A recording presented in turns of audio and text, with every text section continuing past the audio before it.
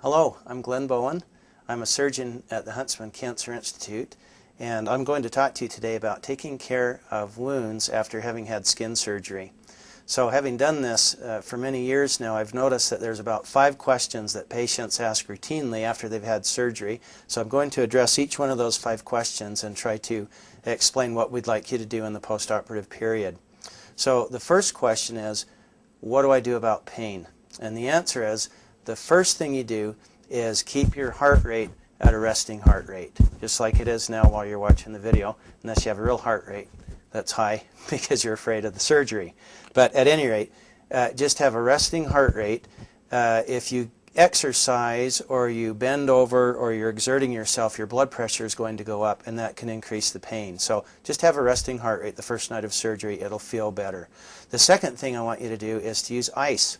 So you can use crushed ice, frozen peas, anything you like that's more soft, but put it right over the dressing for 10 minutes every hour. So every hour on the hour at 4 o'clock, 5 o'clock, 6 o'clock until you go to bed, put the ice right over the wound for 10 minutes, and that will get the wound cold. It may ache a little bit, but it won't be too bad, but that'll greatly reduce the swelling, and it's the swelling that causes most of the pain. The third thing we want you to do is to take the pain medication we give you. So we'll select the pain medication that's appropriate for you and for the type of surgery that you have. When you get home from the surgery, we want you to take your first pain medication with some food, and then we want you to take another pill right when you go to bed with some food. It's much easier to stay ahead of pain than it is to catch up with it. It's a lot like a fly ball in baseball. If you're in center field and someone hits a pop fly, it's much easier to run in on the pop fly than it is to try to back up on one. So if you're in pain, it's much harder to catch up with and get the pain under control than if you stay ahead of the pain. So we do want you to take the pain medication even if you don't think you need it. The next question I get is, do I change the dressing? And the answer is no. We want you to leave the dressing in place that we put on for 2 days. The reason is that the skin is a little bit like hot chocolate. When hot chocolate cools off, it'll form a skin over the top. Your skin will do the same thing, and if it's covered for that period of time, it'll form a little film over the top of new cells that'll make it watertight. So if you disturb that, it disturbs that new precious film that gets there. So we want it to be undisturbed for the first 2 days. After 2 days, it's okay to take the dressing off and put on a fresh dressing, and we'll explain how to do that at the time of your surgery. The next question that patients ask me is, can I get it wet? And the answer is no. For the same reason that the skin isn't watertight for 48 hours. So you want to keep it dry for 48 hours, 2 days. So you can take a shower, you can bathe, but you want to keep the area dry. Most of the skin surgery we do is on the face, so you can take a shower from the neck down.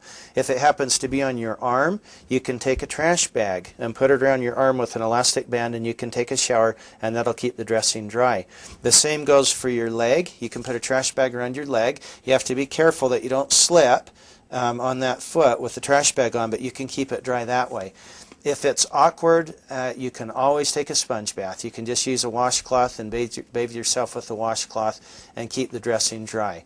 Now, if the dressing gets wet, it's not the end of the world, but I don't want a wet dressing on there because it can trap bacteria. So if your dressing happens to get wet, just take it off, put on a fresh dressing, because I do want the dressing to be dry.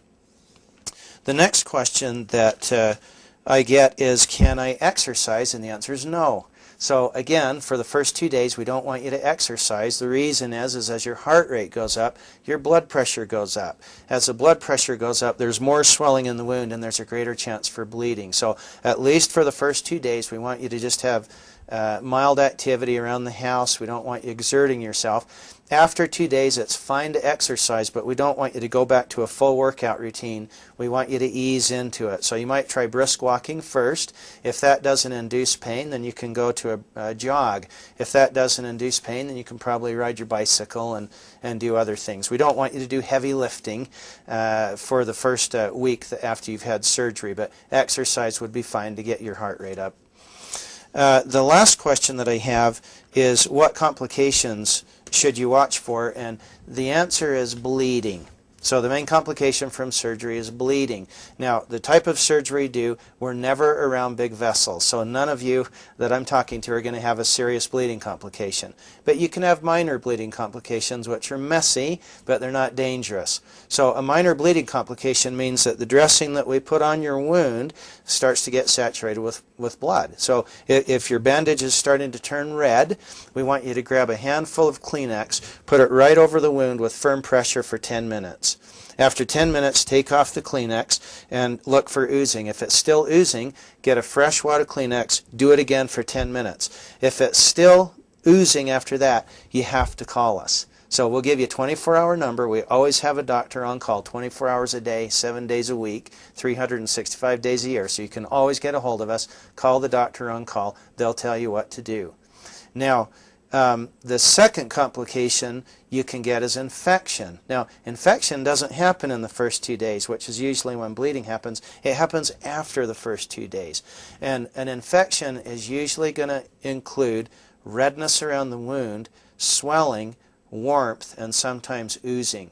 So if you've changed your dressing at 2 days and the wound is very red and it's puffy, you put the back of your fingers on it and it feels warm, or you notice oozing, you need to call us. Wound infections are very easy to treat, but we need to know if you have one. So it's really important to call us if you notice any of the signs of infection when you take the dressing off at 2 days. So what are the signs? Red, it's warm, it's painful, or it's oozing. So if you see any of those things, just give us a call.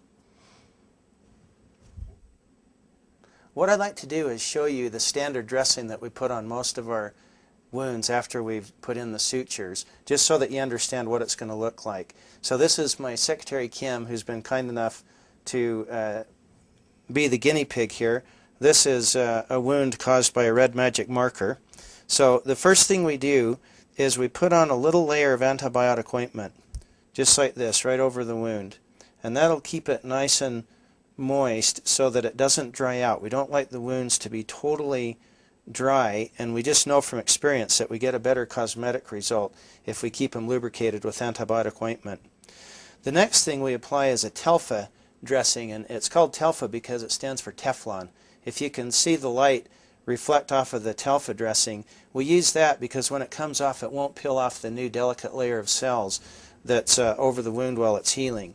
So we put on the Teflon dressing, and then we put on what's called a cigarette roll. So all we do is we take a roll of gauze and we roll it up into a tube. And the purpose is when we put that over the wound and hold it down, it's going to apply gentle pressure on the wound that will decrease the swelling and the risk of bleeding. The last thing we put on is a very soft dressing called MeFix. And the MeFix is very nice because it's flexible, and it will go right over the cigarette roll, and it conforms to the curve of the body surface.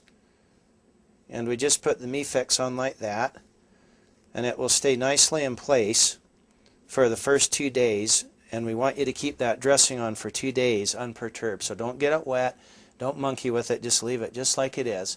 After 2 days, we'll have you gently take off the dressing. You can wash the wound with soap and water, and then we'll have you do exactly what I did, minus the cigarette roll. So you put on a little layer of the antibiotic ointment, put on the non-stick dressing, and then something to hold it on. Usually a Band-Aid is just fine. And we have you do that for 1 week. And that's all there is to it.